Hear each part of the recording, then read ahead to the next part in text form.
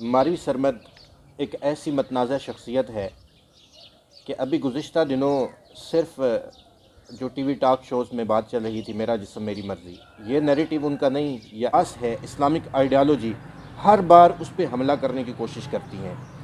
तो अभी चंद दिन पहले स्टेट यूथ पार्लियामेंट के प्रेसिडेंट मोहतरम जनाब शहीर सियालवी साहब ने एक बड़ा ही अच्छा कदम उठाया और आप वकला के साथ जो है पेमरा के ऑफ़िस गए और एप्लीकेशन दी। इस हवाले से हम मोहतरम शहीर सियालवी साहब के पास हाज़िर हुए कि आपने जो एप्लीकेशन दी है उसकी बुनियादी असास क्या है और आपका अगला प्लान और अगला लाए अमल इस हवाले से क्या है। अस्सलाम वालेकुम। वालेकुम अस्सलाम व रहमतुल्लाह। हमज़ा भाई, मैं थोड़ा सा इस सवाल की डिटेल में जाना चाहूँगा।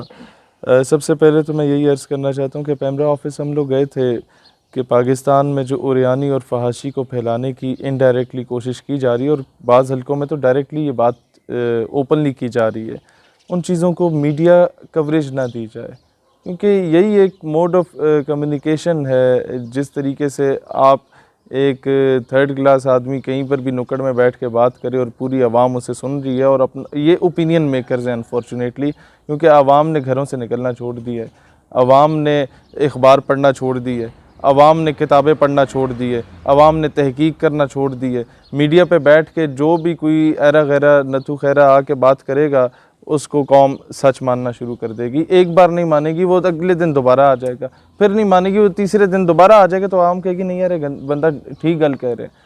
अब आते हैं कायदे आज़म रहमतुल्लाह अलैह और अल्लामा इकबाल रहमतुल्लाह अलैह के जो एक सेकुलर माइंड का आदमी कहने की बात की जा रही है, मैं समझता हूँ ये उन पर बहुत बड़ी तोहमत लगाई जा रही है। इकबाल रहमतुल्लाह अलैह ने इस पूरी कौम को किस पे राय में लिया था? सबसे पहले तो कहते थे इन ताज़ा खुदाओं में बड़ा सबसे वतन है, जो पैरहन है इसका वो मज़हब का कफन है। एंड देन इकबाल सेठ के जनाब बुताने रंगो खून को तोड़ कर मिल्लत में गुम हो जा, न तू रानी रहे बाकी, ना ईरानी ना अफ़गानी। Then people ask him a question, फिर कौम क्या है, वतन क्या है, कौमियत क्या है, मिल्लत क्या है? तो अल्लामा इकबाल ने बड़ा सिंप्लीफाई करके उसका आंसर दिया। कहते हैं बाजू तेरा तौहीद की कुव्वत से कभी है, इस्लाम तेरा देश है, तू मुस्तफ़वी है। यानी कि तुम्हारी आइडेंटिटी जो है मर्द मुसलमान वो इस्लाम है, और तेरा दूसरी शनाख्त क्या है? वो मुस्तफ़वी होना है, रसूलुल्लाह अलैहि सल्लम की निस्बत होना। That is your real identity, that should be your ideology as well.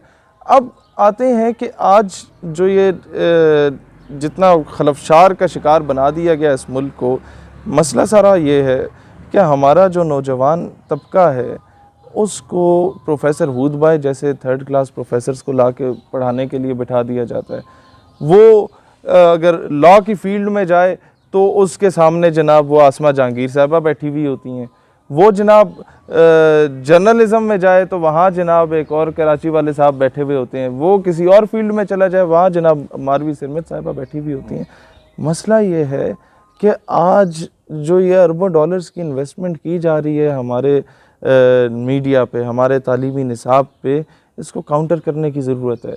और जब तक ये हम मदारिस के, कॉलेजेस के, यूनिवर्सिटीज़ के तलबा निकल के इसको काउंटर नहीं करेंगे, नहीं शटअप कॉल नहीं देंगे, हमारी आने वाली नस्ल तबाह हो चुकी है। आने वाली क्या, इस नस्ल को भी हम खो बैठे हैं।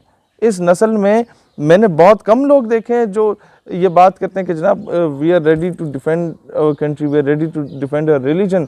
उनमें वो रूह फूंकने की ज़रूरत है, ये नापैद हो चुकी है, उनके निसाब से सारा कुछ निकाल दिया गया है। और ये आज अगर ये हमारे इस्लामिक हीरोज़ को कहते हैं कि जनाब ये नाउज़ुबिल्लाह चोर थे, या ये जो है ये सोना चुराने आए थे, या इन लोगों ने जो सोमनाथ के बुतों पे हमला किया था वो कि दुरुस्त नहीं किया था, तो no one is there to counter them, no one is there to give them a shut up call. What is the reason behind it?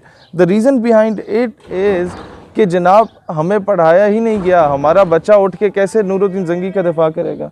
हमारा बच्चा कैसे उठ के सलाहुद्दीन अयूबी का दिफा करेगा? हमारा बच्चा कैसे उठ के मोहम्मद बिन कासिम का दिफा करेगा जब उसे वो बेसिक्स के बारे में बताया ही नहीं जाता, उसके निसाब में ही नहीं है? तो ये पूरे सिस्टम का एक बहुत बड़ा ड्रॉबैक है, या फ्लॉ समझें, ये फ्लॉप हो चुका है सिस्टम, तालीमी निज़ाम। और ये अभी से नहीं, ये डे फर्स्ट से, जब से मिर्ज़ा कादियानी का सबसे बड़ा चेला हम पे अपॉइंट किया गया था in the form of foreign minister वो ज़फ़रुल्लाह, जिसने वो असद की पोस्टिंग करा के खलीजी रियासतों में बतौर सफ़ीर भेजा और सारा इस्लामिक करिकुलम को आग लगा दी थी उस लाइब्रेरी को। उसके बाद अगर कोई उठा था तो she was doctor Aafia Siddiqui. She wanted to annex these physics, chemistry, biology and mathematics with Islam. She wanted to relate them with Islam. और उसके साथ क्या हो रहा है आज पिछले 18 सालों से या 16 सालों से वो अमरीकी जेल में बेचारी सड़ रही है। No one is there to raise voice for her. No one is there to say कि भाई ये इस कौम की बेटी है, 16 साल से हमारे हैंडसम वज़ीर आज़म उसके हकूक़ की जंग लड़ रहे हैं। आज मुझे नहीं आ रहा नज़र आ रहा है इमरान खान के वो आफिया सिद्दीकी की बात करे डोनाल्ड ट्रंप के सामने बैठ के। ये एक बहुत बड़ा मैं समझता हूँ अलमिया है इस कौम के साथ कि सिर्फ 2 शख्सियात उठी। 70 साल पहले असद साहब को कायदे आज़म ने ज़िम्मेदारी दी, उसके कोई 50-55 साल के बाद आफिया सिद्दीकी ने समझा कि ज़रूरी था। आज वो दोनों लोग यहाँ हम में मौजूद नहीं हैं अनफॉर्चुनेटली। और आज अगर कोई मसलत किया हुआ है तो लंडे के किराए